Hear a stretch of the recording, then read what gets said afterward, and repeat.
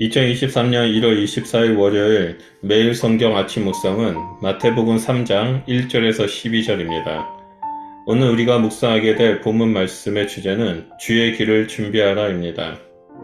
마태복음 3장에서는 예수님의 공생애를 본격적으로 다루기 전에 세례 요한과 그의 사역을 소개하고 있습니다. 3장 1절을 보면 접속사 그때라는 단어를 통해 갑작스럽게 내용을 전환시킵니다.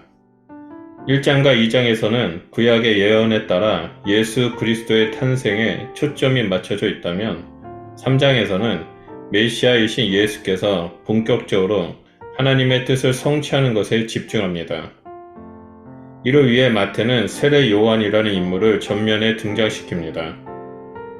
마태는 세례 요한에 대해 이사야 선지자의 예언을 성취하는 모습으로 묘사하고 있습니다. 세례 요한의 사역은 회개의 메시지를 선포하고 세례를 베푸는 것으로 되어 있습니다. 마태는 요한을 메시아가 가져올 천국의 도래를 선포한 선구자로서 이사야가 예언한 바로 그 선지자로 소개합니다. 본문 3절에 이사야서 40장 3절을 인용한 말씀은 1차적으로 이스라엘 포로 기한과 회복을 약속했고 성취되었지만 종말에 있을 메시아가 오실 것과 메시아의 회복 사역을 내포한 것입니다.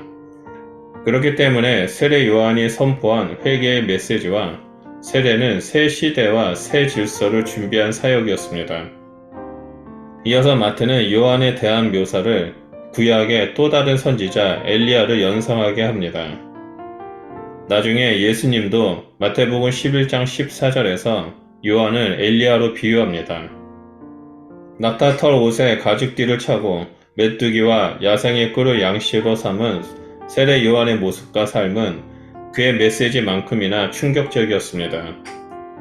요한은 유대 광야에서 회개의 메시지를 선포하고 세례를 베풀었습니다.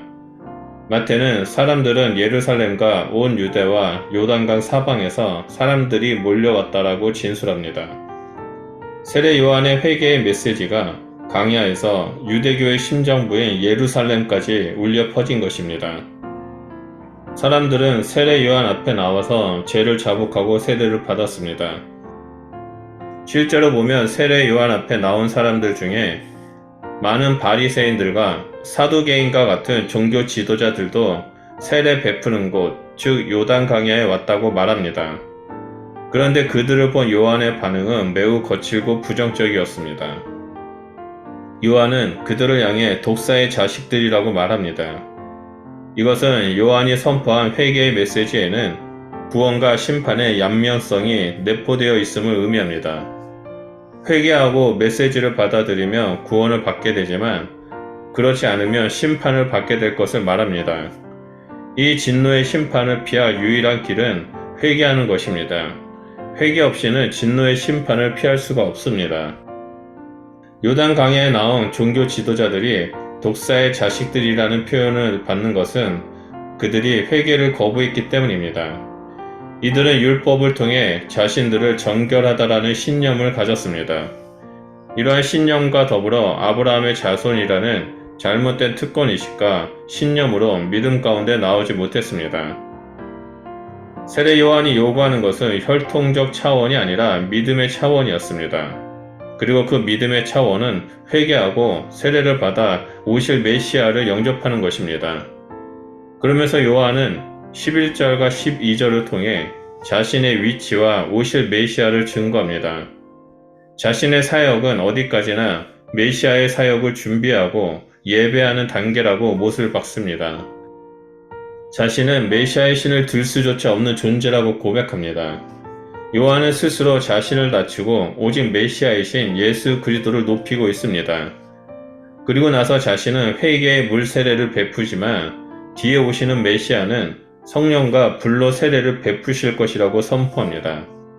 그러면서 그리스도의 사역을 하나의 그림처럼 설명하기 시작합니다. 그리스도는 추수 때 농부가 키를 들고 알곡과 쭉정이를 가르고 알것은 모아서 곳간에 놓고 쭉정이는 꺼지지 않는 불에 태울 것이라고 설명하면서 마지막 심판 때를 강조합니다. 오늘날 우리가 살고 있는 시대는 마지막 심판 때를 앞두고 있습니다. 마지막 때를 살아가는 우리들은 오늘 말씀에 나오는 바리새인과 사두개인처럼 신념에 따라 사는 자가 아니라 믿음에 따라 살아가는 자들입니다.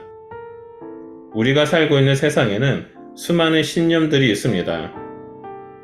사람들은 종교적 신념, 사상적 신념, 정치적 신념 등 각자가 가지고 있는 신념을 가지고 살아가고 있습니다. 심지어 교회 내에서도 자신의 신념에 따라 종교 생활을 하는 사람들이 많이 있습니다. 우리는 오늘 본문 말씀을 통해서 많은 것을 묵상할 수 있습니다. 날마다 회개하며 예수 그리스도 앞에 나아가는 삶, 성령 충만함으로 예수 그리스도와 동행하는 삶에 대해서 묵상할 수 있습니다. 여기서 우리는 한 걸음 더 나아가 묵상할 것이 있습니다. 그것은 바로 나는 과연 신념에 따라 살아가고 있는가 아니면 믿음에 따라 살아가고 있는가에 대한 부분입니다. 신념에 따라 살아간다는 것은 바리새인과 사두개인과 같은 지식적인 종교 생활을 하는 것을 말합니다. 반면에 믿음에 따라 신앙생활을 한다는 것은 예수 그리스도의 말씀에 따라 순종하며 살아가는 삶을 말합니다. 우리 모두는 신념의 사람이 아닌 믿음의 사람이 되어야만 합니다. 그러기 위해서는 항상 자신을 되돌아보고 하나님 앞에 나아가 회개하며 정결한 삶을 사는 자가 되어야 합니다. 그리고 또한 예수님으로부터 성령과 불로 충만한 삶을 살아야만 합니다. 오늘 함께 말씀을 묵상하시는 모든 분들은 믿음에 따라 우리 주 예수 그리스도 앞에 나아가는 참된 그리스도인이 되시길 바랍니다. 예수님만이 우리의 구원자 되십니다. 우리는 신념에 따라 살아가는 사람이 아니라 믿음에 따라 살아가며 말씀 앞에 머물고 성령 충만함 가운데 살아가는 그리스도인입니다. 기도하겠습니다.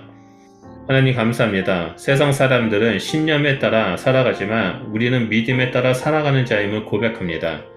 우리의 믿음이 더욱더 성장되길 소원합니다. 성령 하나님 우리의 삶 가운데 임하여 주시고 성령의 충만함 가운데 역사하여 주십시오.